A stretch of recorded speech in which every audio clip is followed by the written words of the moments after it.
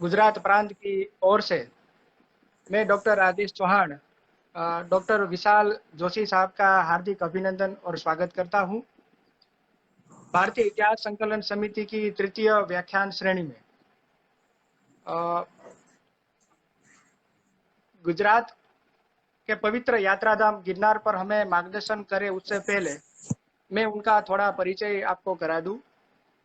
Doctor विशाल जोशी साहब गुजरात के भक्त कवि नरसिंह मेहता यूनिवर्सिटी में इतिहास के विभागाध्यक्ष है, क्रीड़ा भारती विभाग प्रमुख जूनागढ़, पूर्व आचार्य सरकारी कॉलेज बेसान, सदस्य सचिव ग्रंथालय समिति गुजरात सरकार और सोमनाथ संस्कृत यूनिवर्सिटी में बोर्ड ऑफ स्टडीज के चेयरमैन हैं।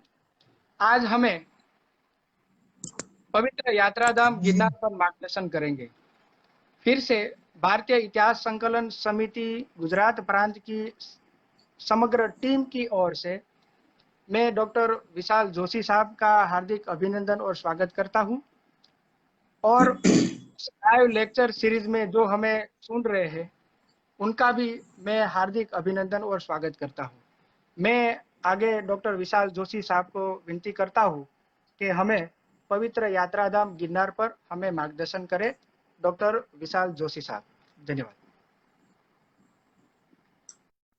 धन्यवाद राजेश भाई चौहान। भारतीय इतिहास संकलन समिति वास्तव में संस्कृति की और हमारे गुजरात प्रांत के माननीय राष्ट्रीय उपाध्यक्ष हैं गिरीश भाई ठाकर, जिनके नेतृत्व में मुझे काम करने का सोमनाथ यूनिवर्सिटी में मौका भी मिला था। सोमनाथ यूनिवर्सिटी के निर्माण में उनका काफ़ी बड़ा योगदान रहा है। ऐसे ही हमारे पटेल साहब हैं पाटन से, और सौराष्ट्र की जिम्मेदारी जिनके सर पर हैं और जो काफ़ी बढ़िया तरीके से वो जिम्मेवारी निभा रहे हैं, ऐसे हमारे विराट स्वरूप राजेश भाई चौहान, उनका भी धन्यवाद है इस दिन के लिए। आज राजेश भाई ने दिन ही बहुत बढ़िया चुना है। गिरनार के बारे में बात करने के लिए हमारे पास संजय दृष्टि या अर्जुन दृष्टि होनी अनिवार्य है। महाभारत के युद्ध में जगत गुरु श्री कृष्ण जी को देखने के लिए अर्जुन को विराट दृष्टि की आवश्यकता थी। ऐसे ही विराट गिरनार के बारे में, जो कि स्वयंभू शिवलिंग है, स्वयंभू शंकर है, विश्व का प्रथम स्वयंभू शिवलिंग यही है गिरनार। उनकी बात करने के लिए पहले तो गिरनारी महाराज को वंदन करना पड़ता है। विश्व की सबसे बड़ी आध्यात्मिक जगह जो कोई है तो गिरनार है। वेद से लेकर के ऑस्ट्रेलियन वैज्ञानिक जॉन वेनर तक कई शास्त्रों में, पुराणों में, धर्म ग्रंथों में और संतों के मुखों से गिरनार का महात्म्य प्रकट हुआ है।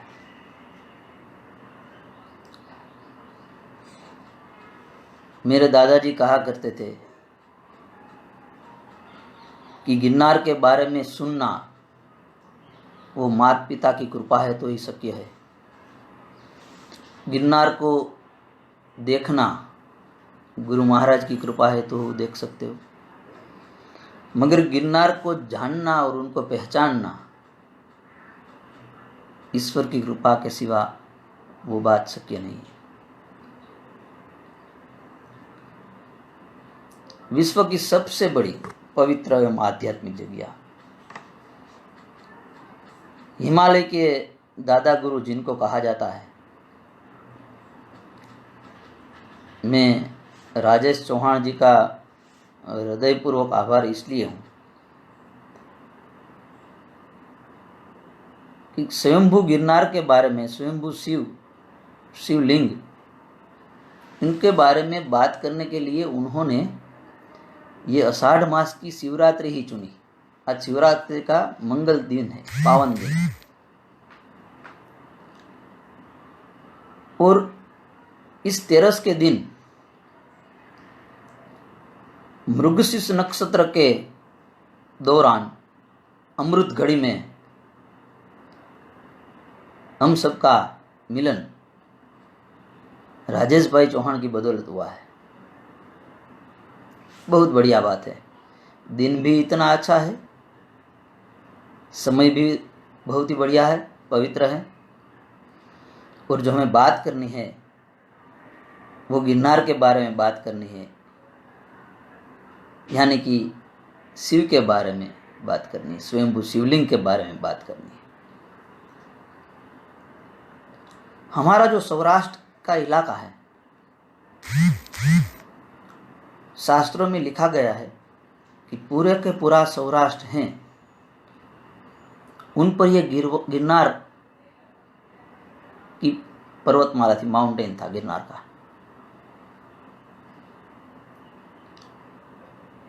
चोटीला, बरडो, शत्रुंजय, ऐसे सब जो छोटी छोटी पर्वतमालाएं थी वो गिरनार का ही एक हिस्सा था।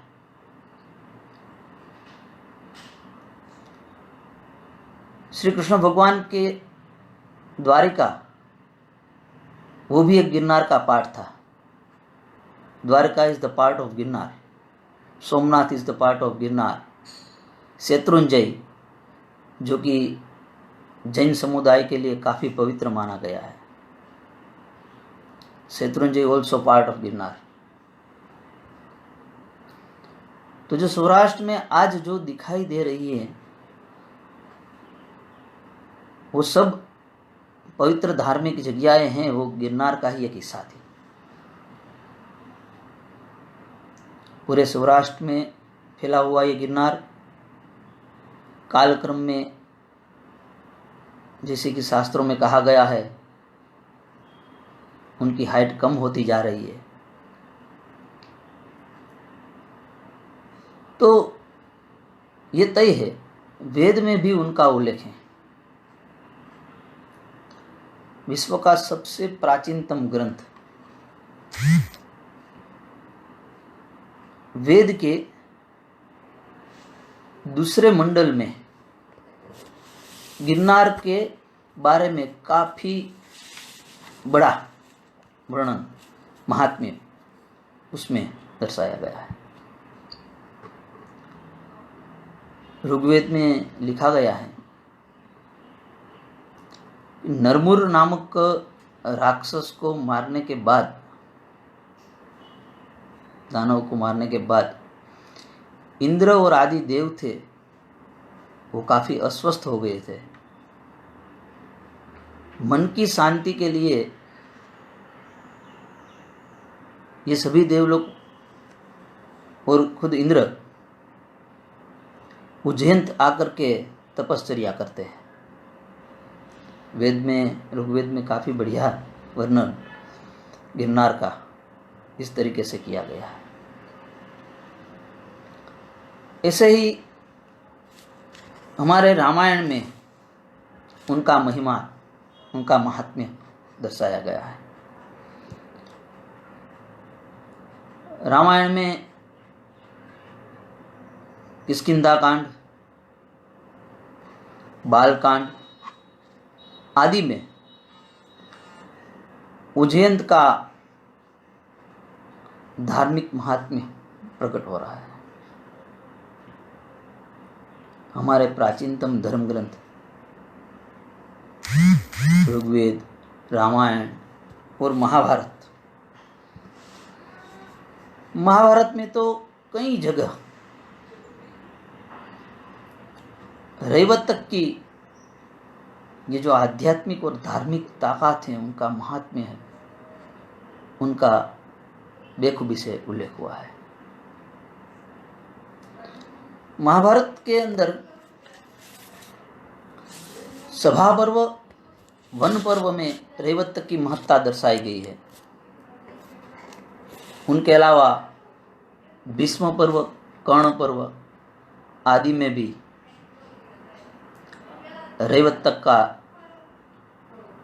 धार्मिक महत्व बताया गया है। हमारे तीनों प्राचीन ग्रंथ, इसमें गिरनार को दिव्य पवित्र धर्मस्थल, पहले उनको उज्जैन के रूप में, बाद में रैवत के रूप में, और आधुनिक काल में गिरनार के रूप में हमारे सभी धर्म ग्रंथ, हमारे पुराण, हमारा जैन साहित्य, उनमें उनका बेखूबी वर्णन हुआ है। वन पर्व के अंदर महाभारत के युधिष्ठिर ऋषि धौम्य जी को पूछ रहे हैं कि संसार में सबसे पवित्र जगह कौन सी है। महाभारत के वन पर्व में इनका उल्लेख है, जिक्र किया गया है। युधिष्ठिर ने धौम्य ऋषि को ये पूछा कि संसार की सबसे पवित्र जगह बताइए, हमें वहां जाना है। तब धौम्य ऋषि उन्हें बताते हैं, हे राजा, ये संसार की सबसे बड़ी, सबसे पवित्र, सबसे आध्यात्मिक और स्वर्ग के समान सिद्धियों देने वाली कोई जगह है तो गिरनार है, रैवतक है। यानी कि महाभारत के वन पर्व में धौम्य ऋषि सबसे सिद्धियों देने वाली श्रेष्ठतम पवित्र जगह जो कोई हो तो वो गिरनार है, ऐसा कहते हैं। ऋषि श्रेष्ठ नारद जी ने भी गिरनार को स्वर्ग से भी सुंदर जगह बताई है।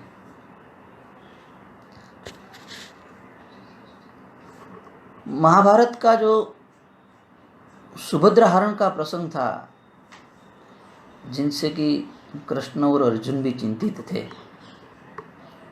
तो उन्हीं की समस्या का समाधान भी गिरनार में हुआ है। देखो, ये बात तो बहुत ही बढ़िया है कि देवों की समस्या का समाधान भी गिरनार ने बताया है।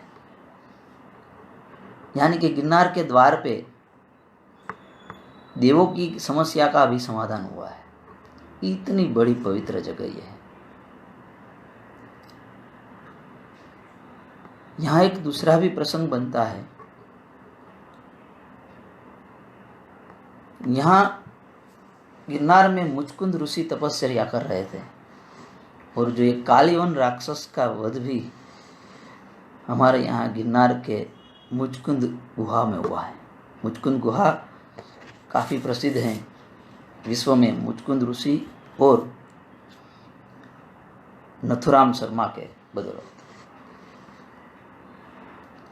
कई साधकों ने मुचकुंद गुहा में, आनंद गुहा में, भैरव टुक पर,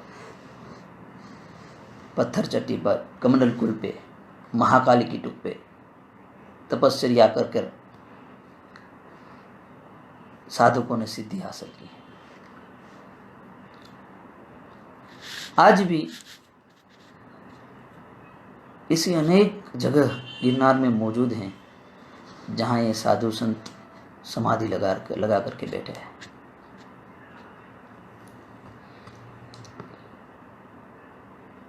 श्री कृष्ण को ये सबसे प्रिय जगह थी। और गिरनार की परिक्रमा जो है वो उन्होंने ही यहाँ शुरू की थी। कृष्ण जी, बलराम जी, रेवती जी आदि ने गिरनार की परिक्रमा है उनकी शुरुआत की थी।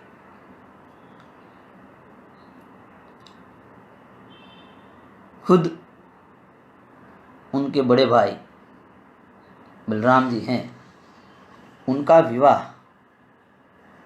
यहीं राजा रेवत की जो पुत्री थी रेवती, उन्हीं के साथ गिरनार में ही होता है।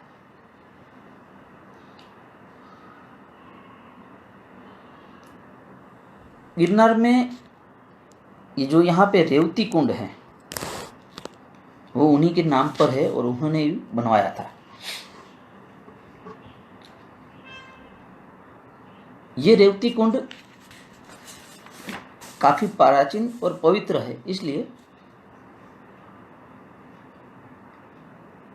रेवती कुंड का जो मूल्य है, उनकी पवित्रता है,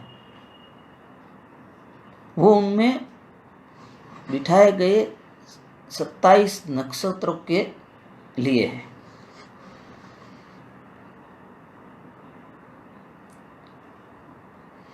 ये शायद ऐसा पहला कुंड है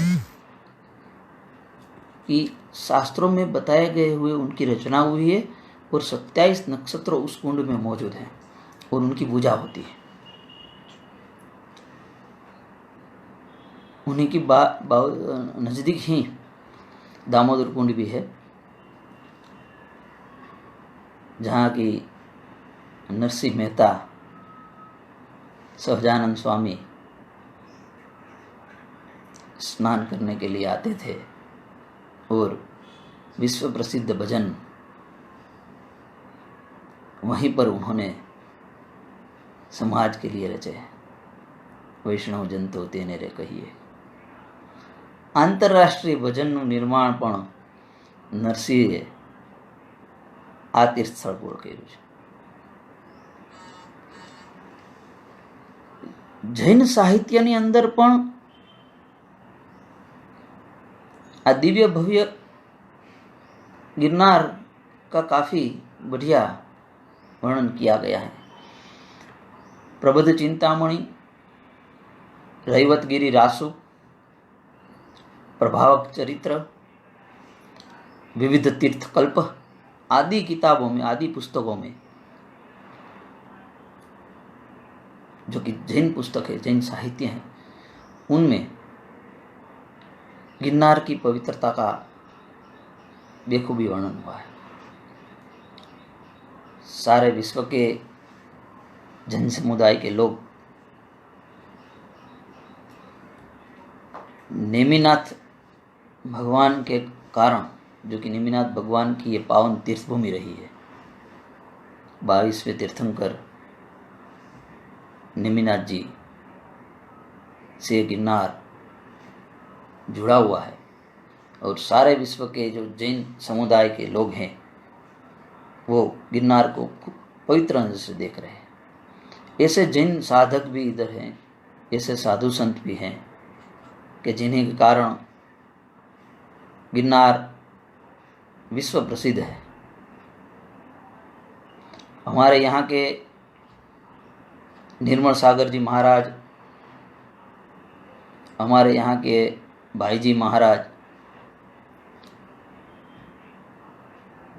हमारे यहाँ के हेमवल्लभेश्वरी महाराज साहब, ये सब जैन महाराज हैं, बड़े साधक हैं। इसमें जो हेमवल्लभेश्वरी महाराज साहब हैं वो नित्य गिरनार दर्शन के लिए गिरनार जाते हैं, नित्य, चाहे बारिश हो, ताप हो, मगर उनका नित्य जाना क्रम है गिरनार पर। और वो शायद गिरनार के इतने बड़े साधक हैं कि भारत में सबसे बड़े आयम्बिल व्रत करने वाले ये हेमवल्लभ महाराज साहब हैं और भाई जी महाराज। इससे कई जैन साधक यहाँ साधना कर रहे हैं और उन्हीं की साधना से गिरनार का दीप जल रहा है। उसी तरह से यहाँ पे कई हिंदू धर्म के साधक भी हुए जिन्होंने गिरनार से सिद्धि हासिल हुई।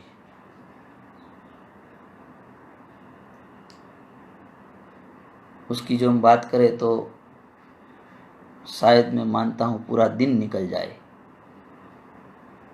इतने साधक गिरनार में आए हैं और उन्होंने सिद्धियां प्राप्त हुई है।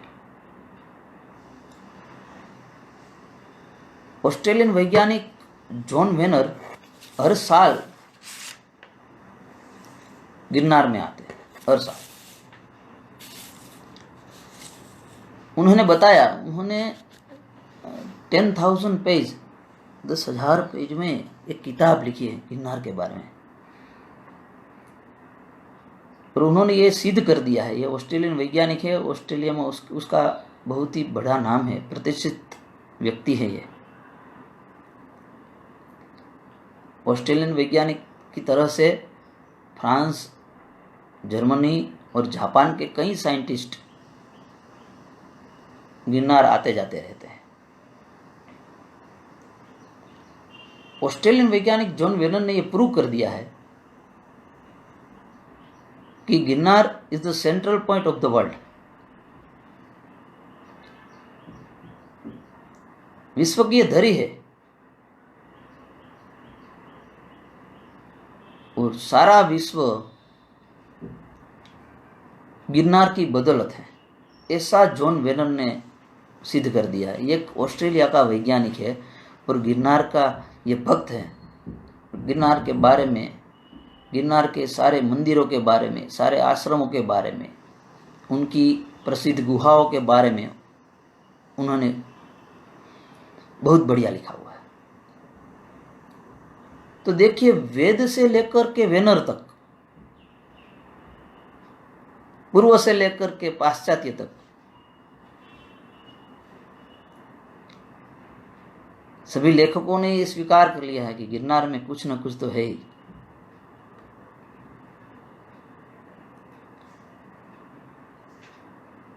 गिरनार जाने के रास्ते पहले नहीं थे, तो कुमारपाल ने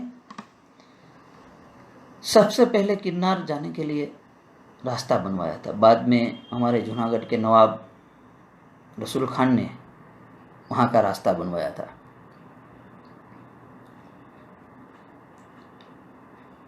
गिरनार तीर्थ क्षेत्र में माउंटेन के करीब, यानी जिसको हम कहते हैं भवनाथ तलेटी,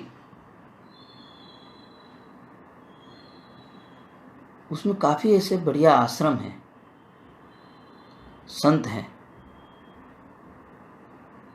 जो आज भी मानव समुदाय की बहुत बड़ी सेवा कर रहे हैं। ये तो आज की बात हुई, मगर हम थोड़े साल पीछे चले जाए तो हमें मालूम पड़ेगा कि कितने नामांकित संत साधक गिरनार में आ गए और उन्होंने गिरनार ने उनको बहुत बढ़िया सिद्धि दे रखी। उसमें पहला नाम मैंने आपसे कहा वो है नरसिंह मेहता।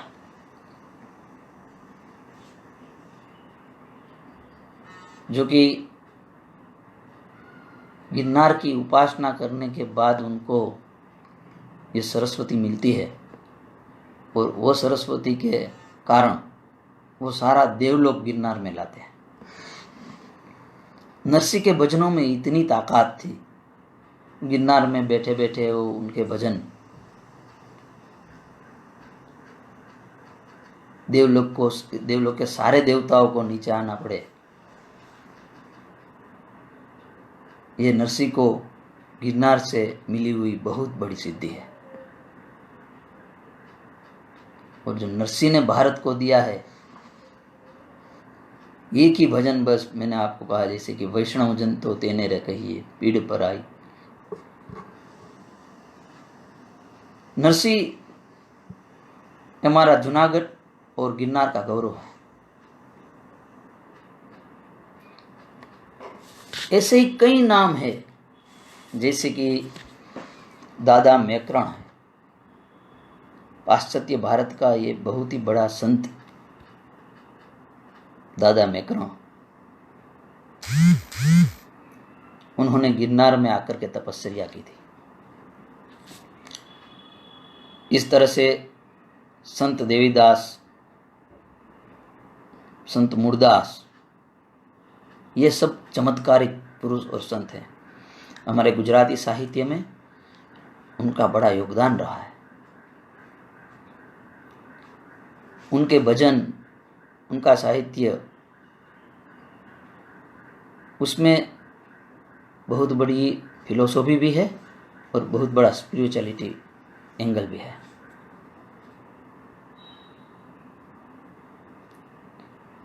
दासी जीवन भोजा भगत त्रिकम साहेब, ये बहुत ही बड़े साधक गिरनार से हुए हैं। उसमें एक नाम और भी है, वो है नथुराम शर्मा। गिरनार में उन्होंने बहुत ही बड़ी तपस्या की और योग में एक सिद्धि हासिल करके उन्होंने काफी नई किताबें लिखी, ध्यान, योग। इसमें नथुराम शर्मा विश्व प्रसिद्ध हुए, बहुत ही बड़े तपस्वी थे। विदेश में भी उनके आश्रम है और उनके शिष्यगण भी विदेश में आज भी मौजूद हैं। इसी तरह से देवायत पंडित त्रिलोकनाथ जी, नाथाभाई जोशी, हमारे आज के जो प्राइम मिनिस्टर हैं नरेंद्र भाई मोदी साहब, वो जब गुजरात के मुख्यमंत्री थे तब नाथाभाई जोशी के दर्शन के लिए अवश्य आते थे।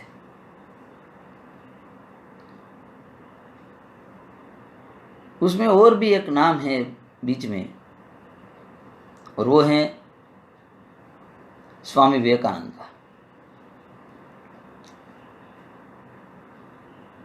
स्वामी विवेकानंद जब सौराष्ट्र आए थे तब गिरनार के अंदर आया हुआ एक जटाशंकर का शिव मंदिर था और वहां पे एक गुहा थी। आज भी जटाशंकर बहुत ही famous temple, the famous temple of Girnar. Jatashankar is the gate of Girnar.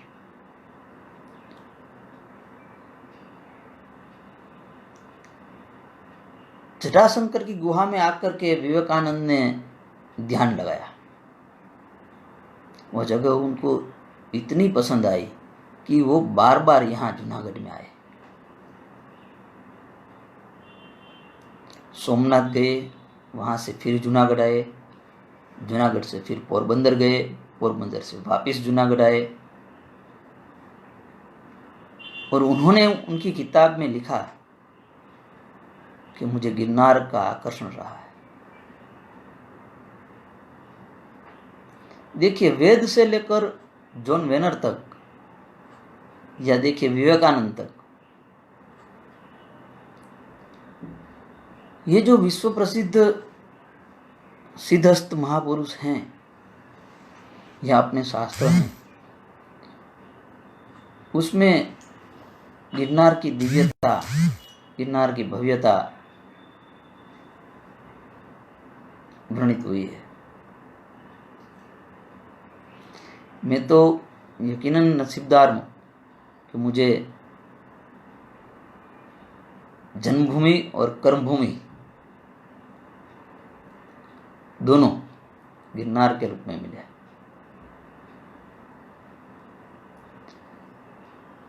आज की स्थिति हम देखें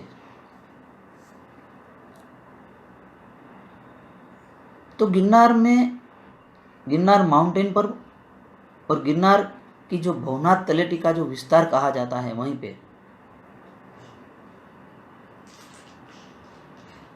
जो साधक साधुए हैं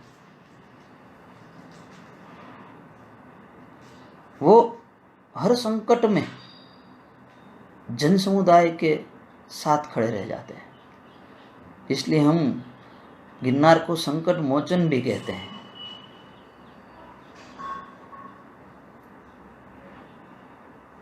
यहाँ के हमारे गुरु गोरक्षनाथ आश्रम हैं, जो कि आदित्यनाथ जी की प्रिय जगह है और आदित्यनाथ जी के गुरु भाई की जगह है। ये नाथ संप्रदाय की सबसे प्राचीन जगह। उनके महंत हैं शेरनाथ जी।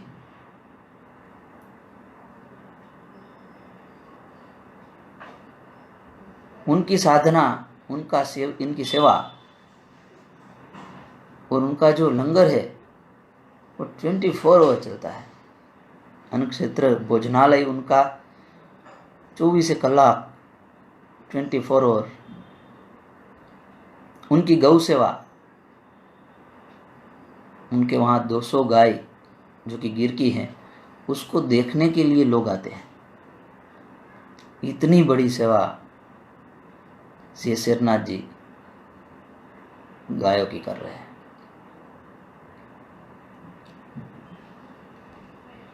ऐसा ही हमारे एक महात्मा है भारती बापू। अभी उनकी 92 की आयु है, मगर रोज सुबह योगा करते हैं, ध्यान में बैठते हैं। वो भी महामंडलेश्वर है, हमारे उच्च कोटि के साधक हैं। ऐसे ही हरिगिरी जी महाराज हमारे भवनाथ मंदिर के, जय श्रीकानंद जी हमारे कमंडल कुल के बहुत ही सेवाभावी साधक साधु, मुक्तानंद जी, हमारे इंद्र भारती बाबू, उनकी साधना भी इतनी प्रशंसनीय और वंदनीय है। गिरनार के हर खूणे पे ऐसे आश्रम, ऐसे साधु, ऐसे महात्मा, ऐसे श्रीमहंत बैठे हुए हैं कि मानो कि जैसे कि गिरनार और जूनागढ़ को ये प्रकाश दे रहे हो, प्रकाशित कर रहे हो। गिरनार के ऊपर भी इतनी ऊंचाई पर भोजनालय हो, लंगर हो, ये तो बहुत बड़ी बात है, बहुत बड़ी सेवा है। हमारे मुक्तानंद जी कमंडल कुल में ये चला रहे हैं। गिरनार पर पूनम में कई राज्यों से लोग आते हैं दर्शन के लिए। वहाँ पे अंबाजी का मंदिर है, गुरु गोरखनाथ का सबसे बड़ा शिखर है गुजरात का,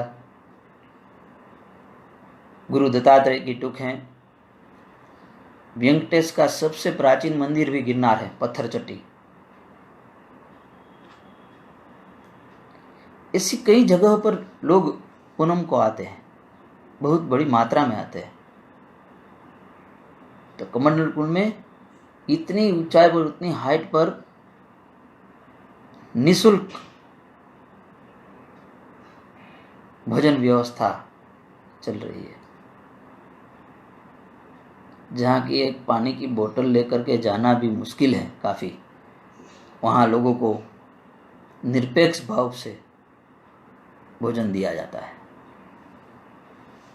ये सबसे बड़ी सेवा है। ऐसे कई आश्रम और संत आज भी ईश्वरी कृपा से ये सेवाएं कर रहे हैं। गिरनार वास्तव में, जैसे हमारे पुराण में, पूर्व सूक्त में भी, कठोपनिषद में भी है, वस्त्रापर तीर्थ क्षेत्र जिनको कहा जाता है, उसमें भी है।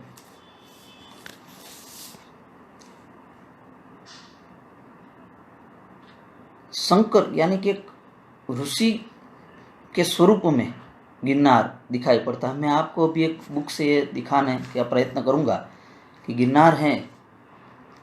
जैसे देखिए, शायद आप सबको दिखाई देता होगा, ये गिरनार की मुख मुद्रा बताई गई है। देखो, कोई एक ऋषि महात्मा है, वो लेटे हुए है, उसका मुख यह आपको स्पष्ट दिखाई देगा। ये उनकी आंख है।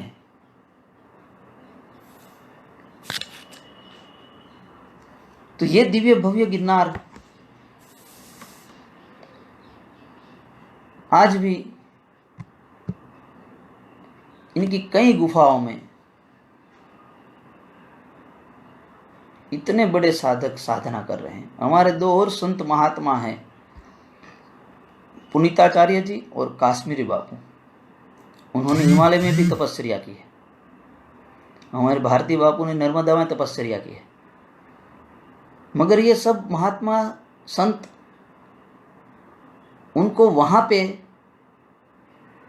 तपस्या के दौरान ये संदेश आता है कि आप गिरनार जाकर के तपस्या करो।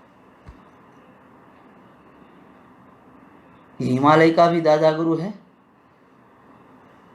हिमालय, नर्मदा, असम, जहां पर भी आप तपस्या कर रहे हो, वो तपस्या आपको सिद्ध तब होगी जब आप गिरनार जाएंगे।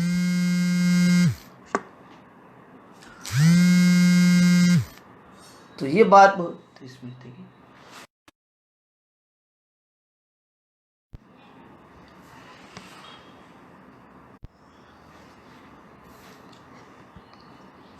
यहाँ के गिरनार तीर्थ क्षेत्र में दो बड़े फेस्टिवल जो कि वर्ल्ड फेमस है, विश्व प्रसिद्ध हैं।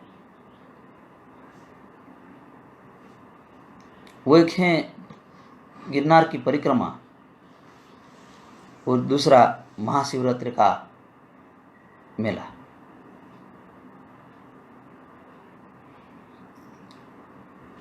गिरनार की परिक्रमा के दौरान लोग लाखों की संख्या में गिरनार का परिभ्रमण करते हैं।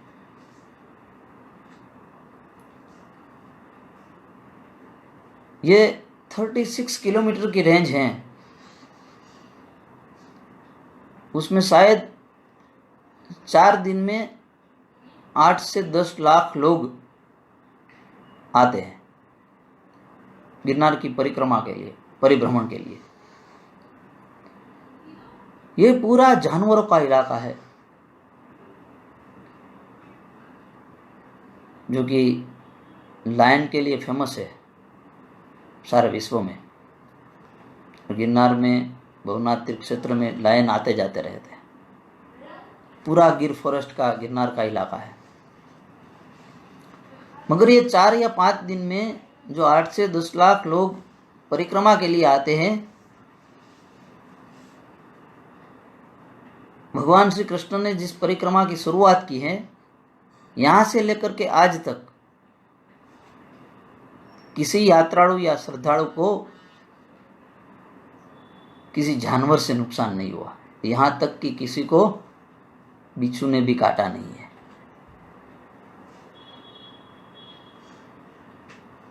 ये ईश्वर की सबसे बड़ी कृपा है और यहाँ ईश्वर का वास है, उनका ये प्रमाण है।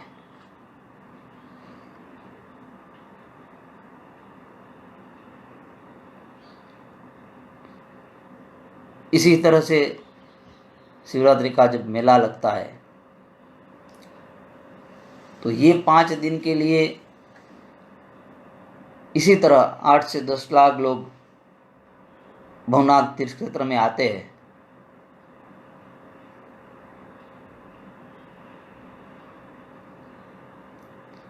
हर आश्रम में बड़े बड़े भोजनालय लगे होते हैं।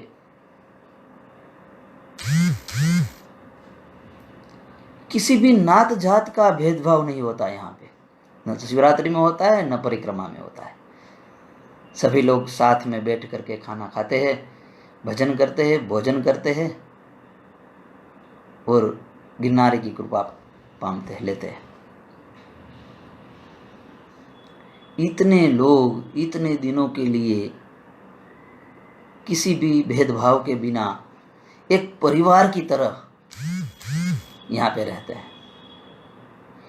ये दोनों परिक्रमा और मेला सारे विश्व में फेमस है गिरनार का।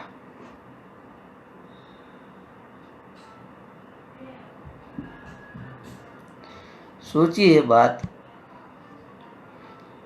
कि इतनी छोटी जगह में, और हमारे जो बहुत बड़े जो कथाकार हैं आज के, जी मोरारी बापू, वो शिवरात्रि के दिनों पे गिरनार के अलावा कहीं नहीं जाते, कहीं भी नहीं, वो गिरनार में ही रहते हैं। ऐसे कई लोग हैं कि वो शिवरात्रि में भवनाथ गिरनार आ जाते हैं। और हमारे यहाँ भवनाथ मंदिर में जो अखाड़े के जो संत होते हैं, साधु होते हैं, जिनको नागा साधु कहा जाता है, उनका शाही स्नान होता है। ये शाही स्नान है वो अद्भुत है, इतनी आध्यात्मिकता है उसमें। और ऐसा माना जाता है कि शाही स्नान के दौरान किसी साधु में शिव स्वरूप का दर्शन होता है। मैंने आपको शुरुआत में भी यही कहा है कि दृष्टि वो दे तो हम आगे जा सकते हैं। उनकी दृष्टि के बिना, संजय दृष्टि या अर्जुन दृष्टि के बिना हम गिरनार की पवित्रता को नहीं देख सकते। पहले तो वंदन उनको करना चाहिए कि भाई हमें ये दृष्टि देना कि हम गिरनार जाकर के गिरनार को उन्हीं के स्वरूप में देख पाए। ऐसी कई जगह है। यहाँ पे एक जगह का मैं उल्लेख करना चाहूँगा। शिव गुफा नामक के एक जगह है, शिव गुहा। यहाँ के जोगणिया डूंगर उनको कहा जाता है। जोगणिया डूंगर में शिव गुहा है। वहाँ जाने के लिए 3-4 घंटे का समय लगता है जाने के लिए। सिर्फ रास्ता काफ़ी कठिन है। वहाँ न तो कोई सीधा रास्ता है, काफ़ी तकलीफदायी ये चढ़ान है उसका। बीच में आपको कोई मिलता ही नहीं है, पूरा जंगल है। गुहा के द्वार पर आप खड़े रहेंगे तो डर जाएंगे, अंदर जाने की सोचेंगे भी नहीं। 20 से 25 फुट तक लेटे लेटे गुहा में जाना पड़ता है। लेटे लेटे 25 फुट जाकर के आप अंदर जाएंगे, पूरा अंधकार होगा। मोबाइल या टॉर्च लेकर के जाना है।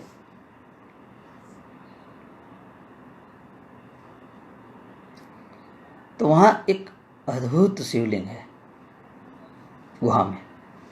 वहाँ 2 व्यक्ति ही बैठ सकती है अंदर जाकर के। 3-4 घंटे का रास्ता काटने के बाद आप वहाँ पहुँचते हैं। बीच में कोई मिलता नहीं है।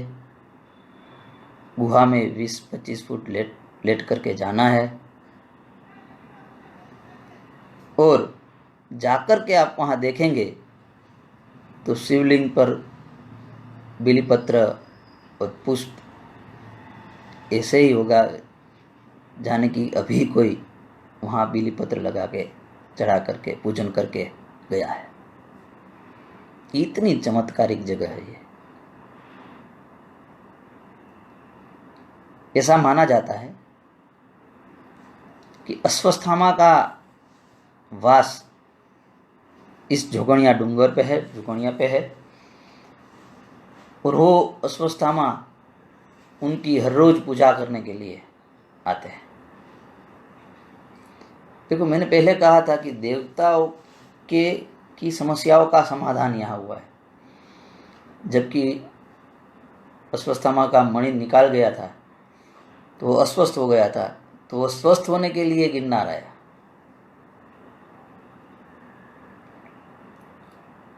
गिरनार दामोदर कुंड और जोगणिया डूंगर के बीच उनका आना जाता रहता है, और पहले के कई साधकों ने उनका उल्लेख भी किया है।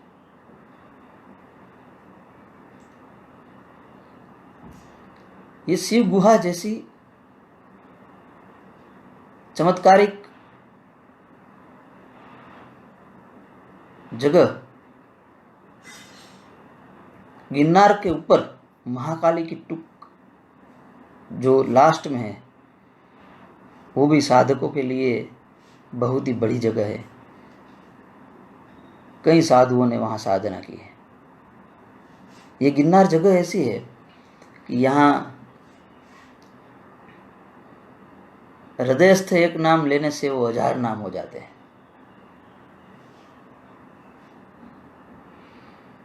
शिव, हनुमान जी और माँ जगदम्बा, इन्हीं का तो यहाँ वास है ही, और गुरु दत्तात्रेय जिनके लिए गिरनार काफ़ी प्रसिद्ध है, वो तो दत्त महाराज की टुक भी गिरनार पर है। तो ऐसे गिरनार के बारे में इनकी कृपा के बिना हम न तो बोल सकते हैं न सुन सकते हैं। जो भी कृपा है उन्हीं की है, और उन्हीं की कृपा से ही हम गिरनार के बारे में ये छोटी मोटी बात कर सकते हैं। गिरनार के सभी मंदिर, सभी देवी देवता, सभी साधुओं को नतमस्तक प्रणाम करके हम ये व्याख्यान पूर्ण करते हैं। सभी को मेरा जय गिरनारी, जय गिरनारी।